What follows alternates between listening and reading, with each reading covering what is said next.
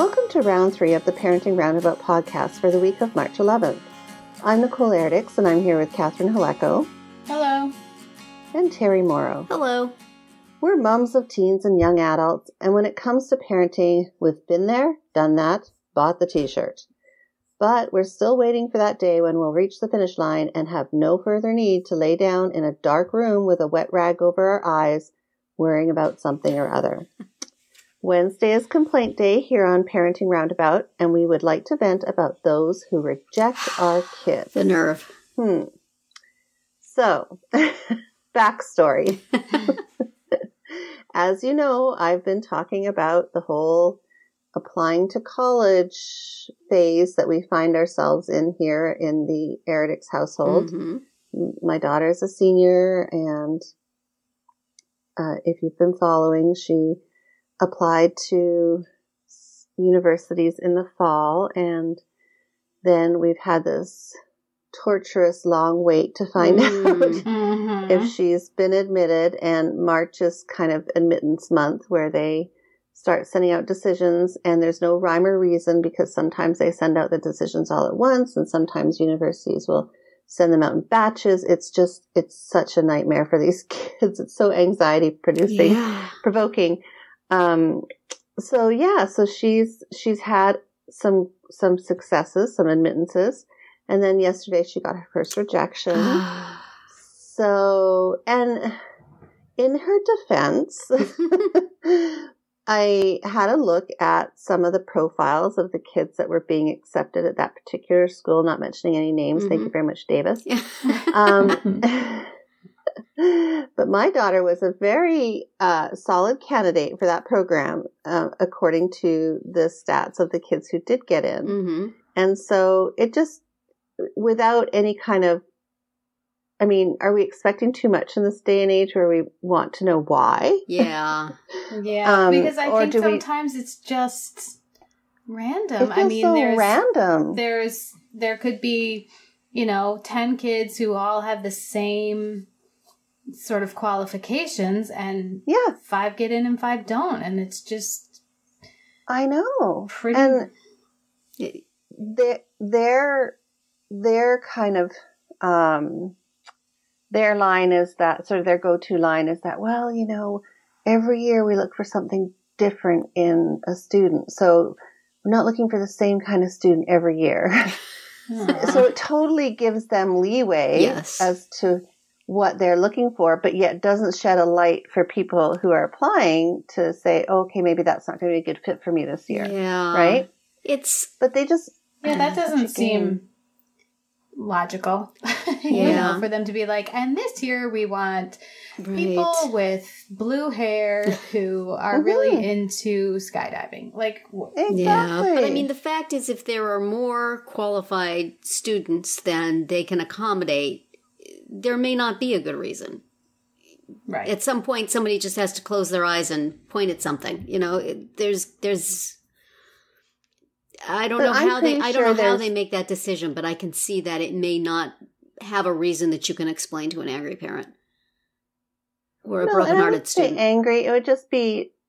Well, it's more on my daughter's behalf because I'm an adult and have my share of rejection over the years. Right. She's facing her first more adult types rejection experiences right now. And so I'm trying to talk her through that so that she's not angry or resentful or whatnot. But it's hard to say, well, we just don't know why you didn't get in. Yeah. Like there's no reason you can give her, right? And it's especially when you see your child who's worked so hard and put so many hours, and I understand the pool of students is so huge that she has to compete against, but at least if they could have just sent back like a little checklist, like your grade needs to be higher in economics. But with that, does it feel better to know exactly why you were rejected, or does it feel better to say, hey, it's just completely random, it has nothing to do with you? I don't know.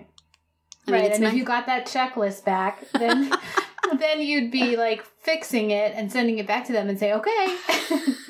Yeah. Or you'd be arguing with them. I mean, if you're the person who answers the phone, you want to just say there's no reason. It's just random. We put them in a mayonnaise jar and we drew 5 out. Because, it just seems to lead to more and more. And I don't know, as a life lesson, is there always a reason for stuff?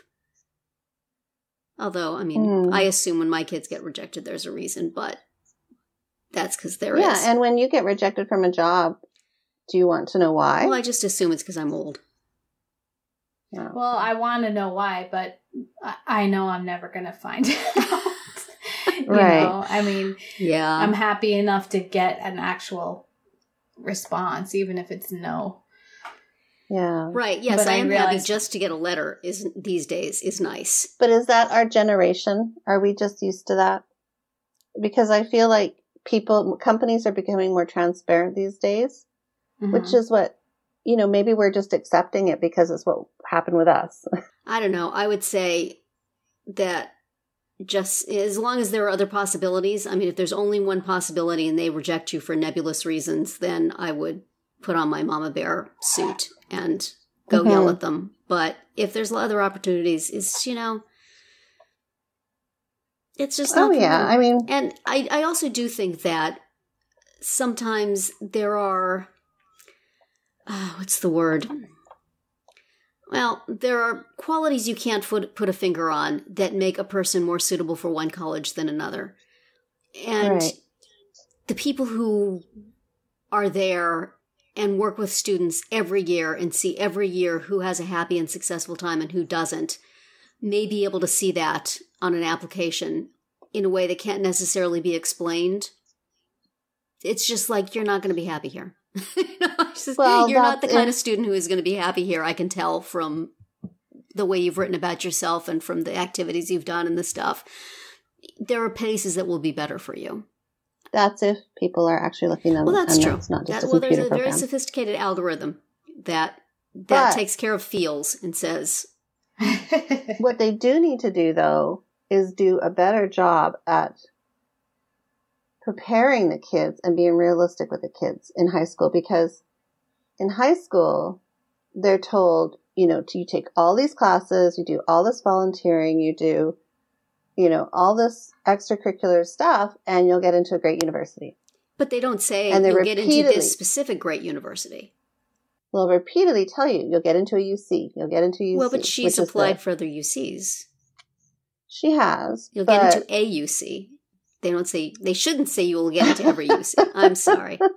But they would say, yes. You'd be... You can have any college, you'll have your pick of colleges, they say. You'll be in a position to choose from a top tier university. Yeah, well, they should definitely knock that off.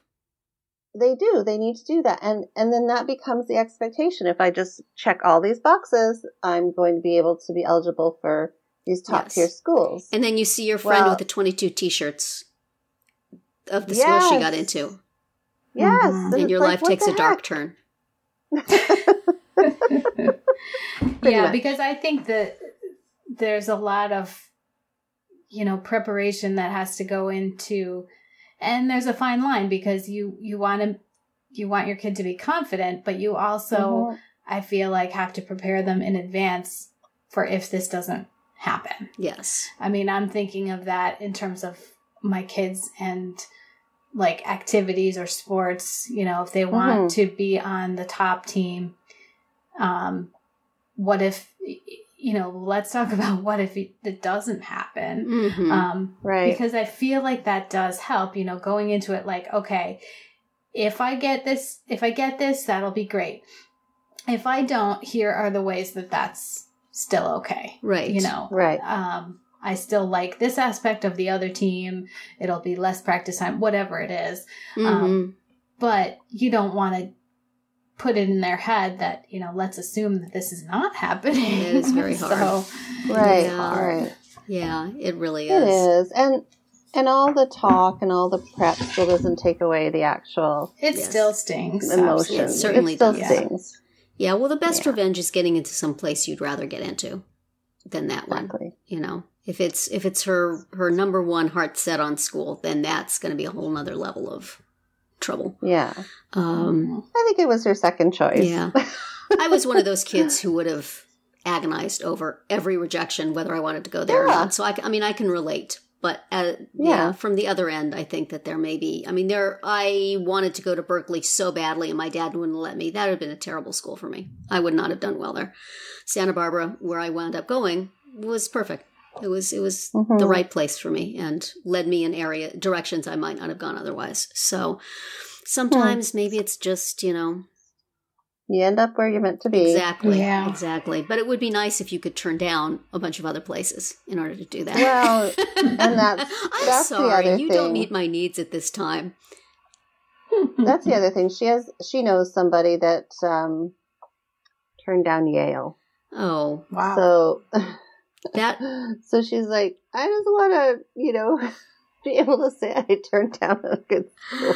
Oh, not dear. Really, what I mean. Yeah, It just is still like, why does she? It's that whole game because in 3 months nobody's going to care. Yes, that is true. Nobody's going to care. I'm so glad I didn't have to deal with any of this. Community college, as long as the check doesn't bounce, come on in. Right. That's what I even said to her. I said, you know what? Why don't you just go to community college for 2 years and you could transfer to UCLA, no problem. Yeah.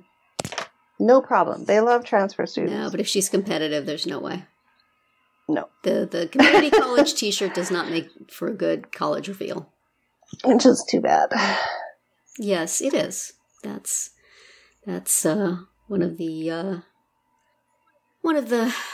things that has been somewhat positive in my parenting journey is being able to let go all of that. Mm-hmm. I would have been the most competitive mom and a pain in everybody's rear end. So, and as it happened, it's just like, you know what, we're going off into a different direction. And it was very pleasant. Yeah.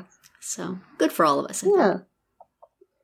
Well, don't feel like we're rejecting you listeners by going away now. We still love you. You can listen to us anytime. We are always there for you.